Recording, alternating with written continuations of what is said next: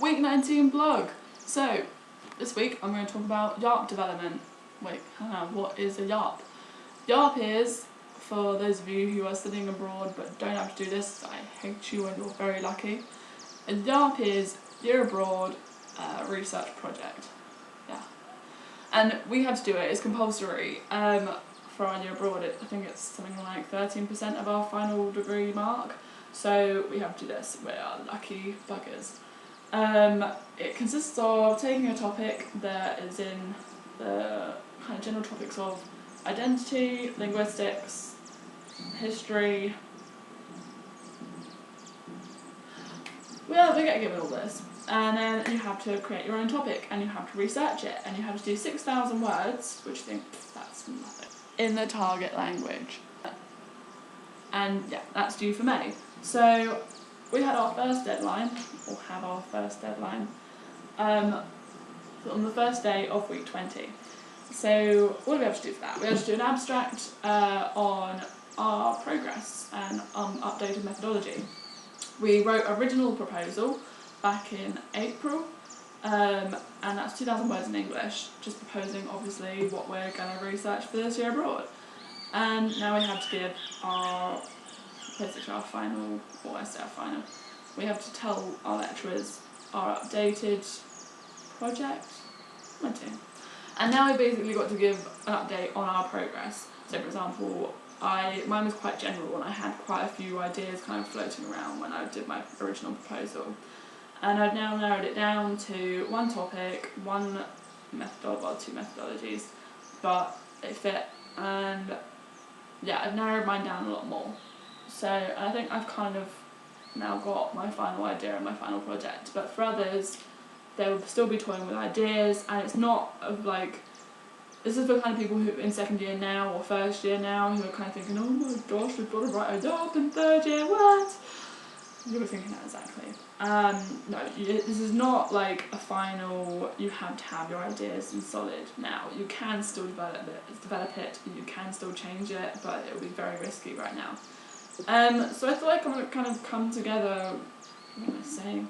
So I thought I'd kind of come up with some kind of tips for you guys who are in second year or first year now, so that you can kind of put that, or for people who are maybe doing their year abroad right now, because we've been quite chilled here in Brazil.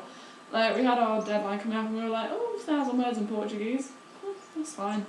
Only because we've been here since August, well, since July, but we've had work to do since August from our university here.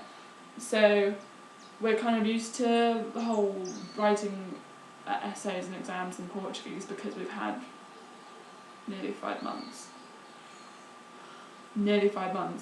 writing things in Portuguese. So we were totally chill, whereas I know people in Europe are like, oh, we don't know what to do, oh, what's going on, what's an abstract? And we were getting quite mixed feedback from lecturers. So I think I'm just going to give my personal tips for people who are about to, or let's just roll on with the tips. Tip number 1, start your project early. Like, particularly if you are not starting your placement till about late September, October, because you will struggle, I think, otherwise. Like, I've been chipping away at mine since August, yeah. Yeah, since August.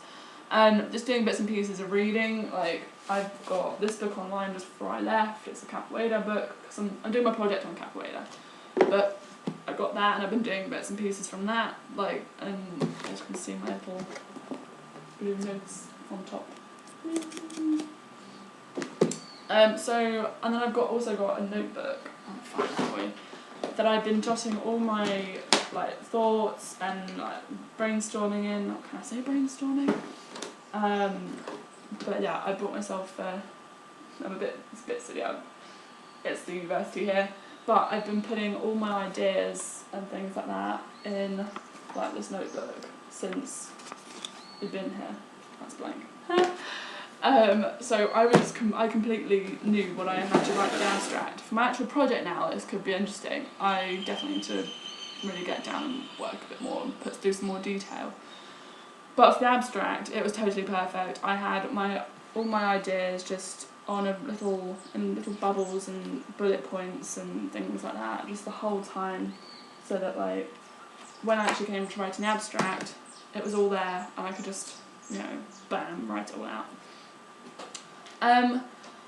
So if you're not starting till October, I'd definitely recommend getting a head start on it quite early, because once we start, it gets busy, deadlines kick in, and if you're working in a school, for example, you'll have a lot more responsibilities, and before you know it, it's December and you've got to hand in your first deadline. So start early. I know lecturers say this as well, but seriously, you will be so much more chilled, like we were, if you get a head start on everything. Like, I've just found that rules back home don't apply here. Like, you can't whack this out overnight. It's just physically impossible. My second tip is, all this aside, it doesn't count, okay?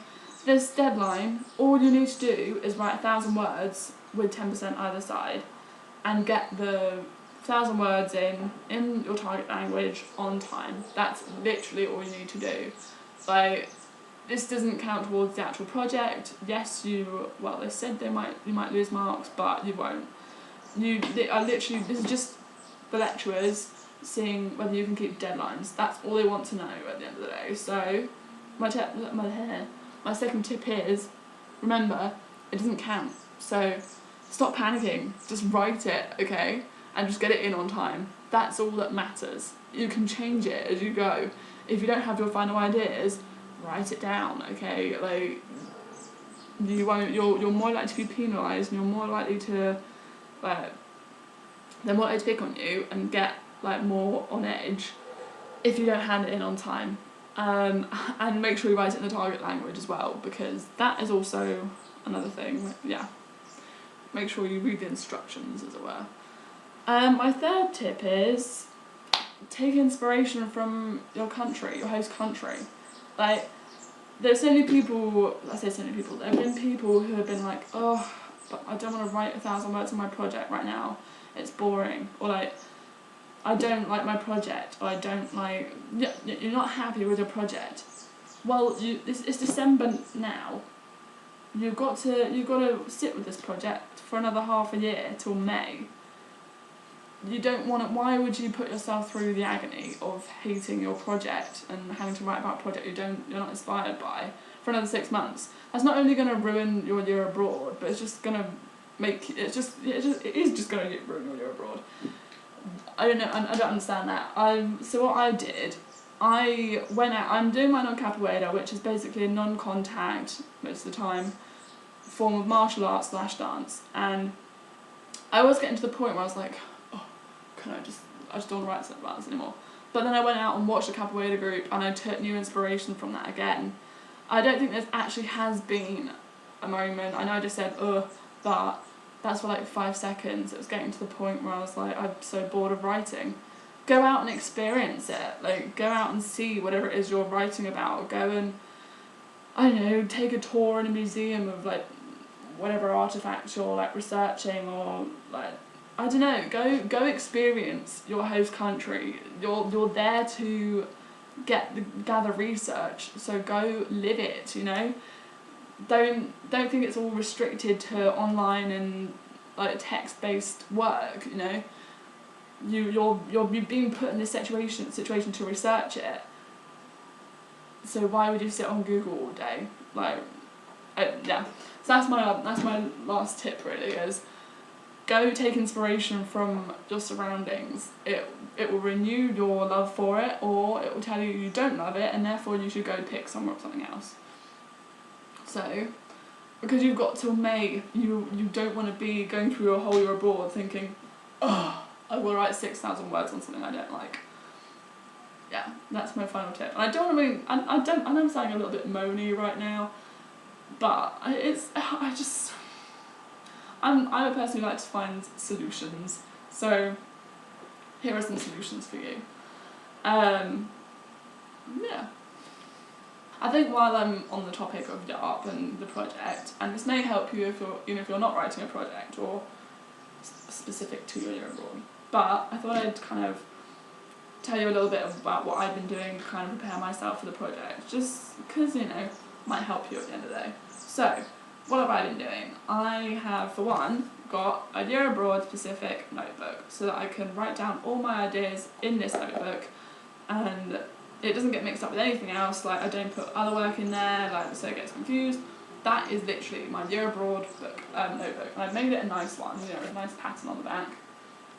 And also it's easy to use, so that I feel slightly more inspired, and yeah, it makes you want to write about the year abroad as opposed to putting it on the same line paper that you do for everything else in like lecture notes and stuff.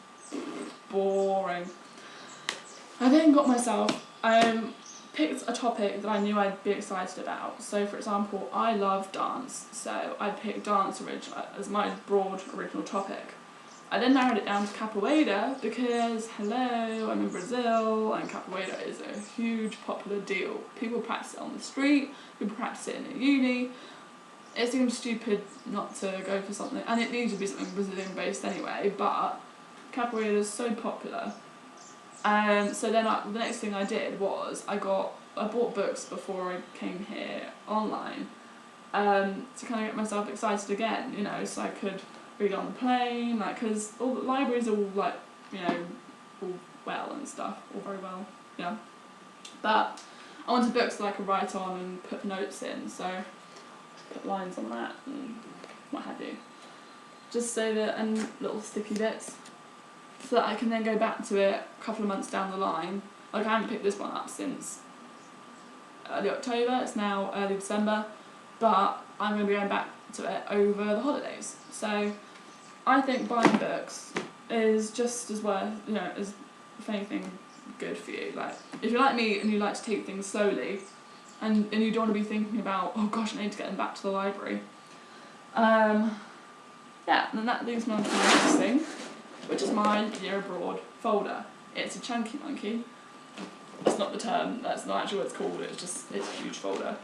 And it's got loads of things on it. It's got paper photocopies, because again, there were a couple of library books that I couldn't keep obviously over the holidays. They're not printed. But yeah, I've got a couple of other things that I printed out. I've got photocopied. I've got my actual proposal with me as well, just so I can go back to that. Yeah. And I've gone through that and I've highlighted things from that as well. Oh, this lighting. What else? Yeah, I've got all my notes from my original proposal, just so that there might be something in there that I don't know will help. I have got some notes as well from the Year Abroad lectures, because believe it, I did actually listen to some of it. And also I printed off things like the guidebook. You'll get sent a guidebook online, but I like to have things solid so I can, you know, highlight things so that when things are due, and I like having a solid copy. I don't want to be looking on the internet, looking through files all the time. Like, I'm more likely to have something stacked away, organised in an actual plastic file than I am on a computer. So, yeah, I bought a big folder when I got here. I didn't buy it in England, I bought it when I got here because it was obviously cheaper and saved a lot of suitcase space. Next thing. This is actually my university canteen mug, but I put all my pens and stuff in here because I do this at home as well. I have a mug that has never actually been used as a mug for tea or hot drinks or whatever, just literally for pens or paintbrushes or whatever when I was back in school. I've got all my little colourful pens. Yeah, so I can highlight, I can brainstorm, I should stop using brainstorm. I feel like I'm being really rude every time I say it. But yeah, thought hopefully that might help someone with their YARP. So best of luck to everyone who is writing a YARP.